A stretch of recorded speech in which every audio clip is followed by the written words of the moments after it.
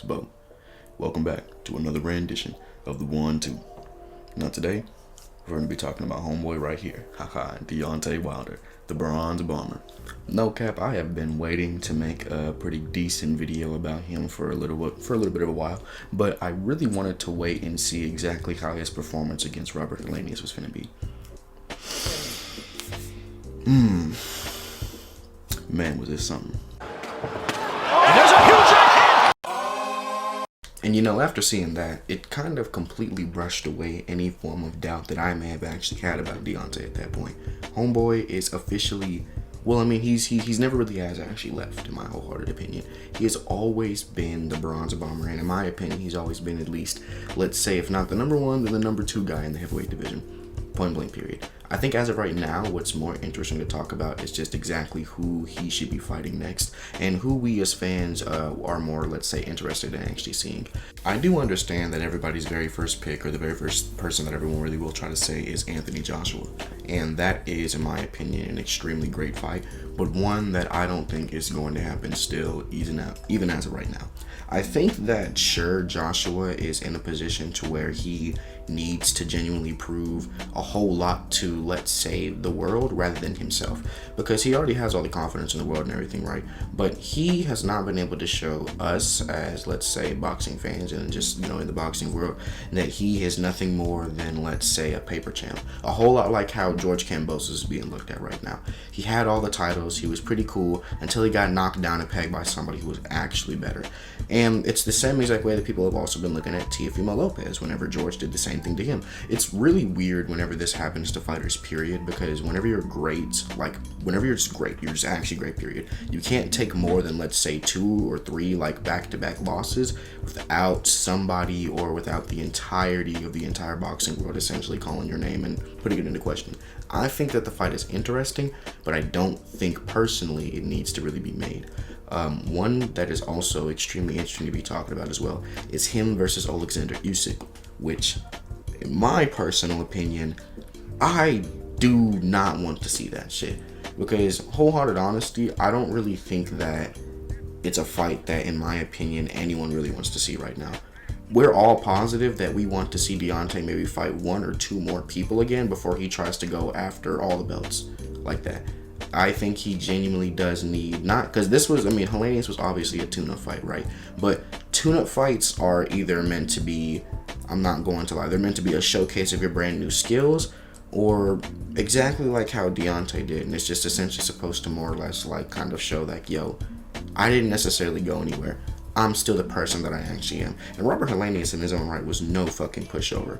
None whatsoever. Also a former sparring partner as well. There's parts of me that think that him, out of all of these people, had like a much more bigger chance to take a fucking W over him than anything else. But it didn't happen this night, unfortunately, but you know, it is what it is. I just do think that the Usyk fight, as of right now, needs to be put on hold. That needs to be postponed. That cannot happen yet without Disscusing having a few more fights to just honestly, not because fuck the record and everything, right? He's got all the accolades in which he'd really want. But if we're really talking about just someone going through, and let's say challenging for someone through all the belts and everything, that again, I do not think that he's ready. Personally, as a fan of Disscusing and just as a fan of boxing, period, yeah, that's not going to be a good one. It's just going to be a complete wash. We're going to just basically sit there and watch like Usyk counter on his ass and basically watch fucking Disscusing swing and miss all night. It's really going to suck, but at the end of the day, he does, in my opinion, have an extremely great answer to most southpaws, which is that straight right hand. But if anything else, putting, I guess, all of that stuff aside, who do I actually think would be, let's say, in terms of just challenge, in terms of actual, let's say, publicity, and just how well the fight could genuinely be, not only for both fighters, but just actually how much both could really learn from one another? It's got to be Wilder and Ruiz. Ruiz? Nah, my bad, y'all. Andy Ruiz. Andy, the Destroyer.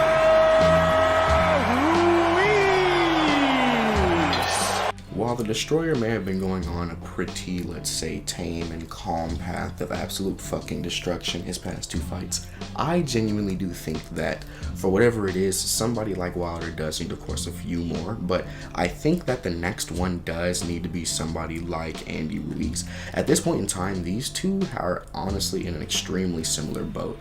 They have semi-similar records, along with the fact that these guys are so fucking good, and that for whatever it is, they are honestly the hardest hitters in their division as of right now.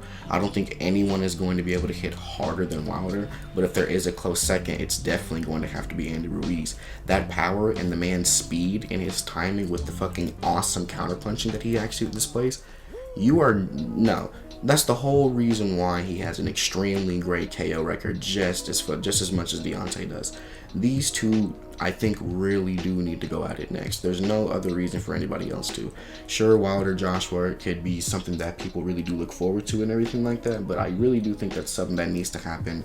I don't know, maybe after everyone kind of does their own thing. In my opinion, I don't even really know what Joshua in his own right is going to be, let's say, doing with his career, because it seems as if that he is willing and ready to fight, but he kind of is doing it with the attitude, the mindset, and the energy of, I have to prove something to you guys, rather than just him trying to go out and box and do things for himself. I think as of right now, Deontay is kind of in a weird spot right now too, where we don't really know why he's fighting anymore, and that's honestly a part of me. That's honestly like a part of the reason why I'm not, let's say, super excited for him to be back, because I don't think he has a champion mindset to be here anymore. I think he's willing and he's ready and he's able to take on big fights, but I don't really think he even cares about having the belts or the titles or anything like that anymore. Nothing else to prove to nobody, right? It just kind of is what it is. But I do think that Andy is the complete opposite. Homeboy has tasted gold only once just for it to be taken away from him. And if anything else, he's had 2 extremely great fucking fighters put in his face right afterwards. He hasn't had anything but opposition and challenge after challenge faced on him. And if anything, I'm positive that he really does want to still climb. He is not fucking done yet. He still wants to become a 2-time champion. And in my opinion, I think that Deontay does as well, but only if Tyson Fury is his opponent. I don't really think he gives a fuck about if it's anybody else. And really think about it like this too. If Fury does retire, or if Fury just doesn't fight for, like, let's say, like the next 2.5 years, and Deontay goes on an absolute fucking tear, do you really think that he's going to be 100% satisfied with those belts? No, he's going to want to still fight the one person that beat his ass essentially 3 times over. I'm not going to sit here and say that I am extremely down for the cause whenever it comes down to saying that a 4th fight between the two needs to happen, but it's inevitable if Deontay does get the championship belts again and he actually is on top. I can't sit here and say that it isn't going to be something that's obviously talked about, and it's not as if that Tyson won't get fucking bored enough to possibly throw the fucking idea on Twitter one day either. It's not as if he won't do that shit too. But these are really just my feelings on it. What do you guys think? Do you really think that Deontay Wilder could actually have a much more, competitive fight, or just he needs to actually take the Alexander Usyk fight right now? Do you guys think he has the skill set? Do you really think he's ready? Or do you think he should have a little bit more, let's say, dangerous tune-up fights with actual hungry warriors, such as Andy Ruiz? Personally, we already know my answer. But let me know how y'all feel down in the comments. I'm gonna see y'all later.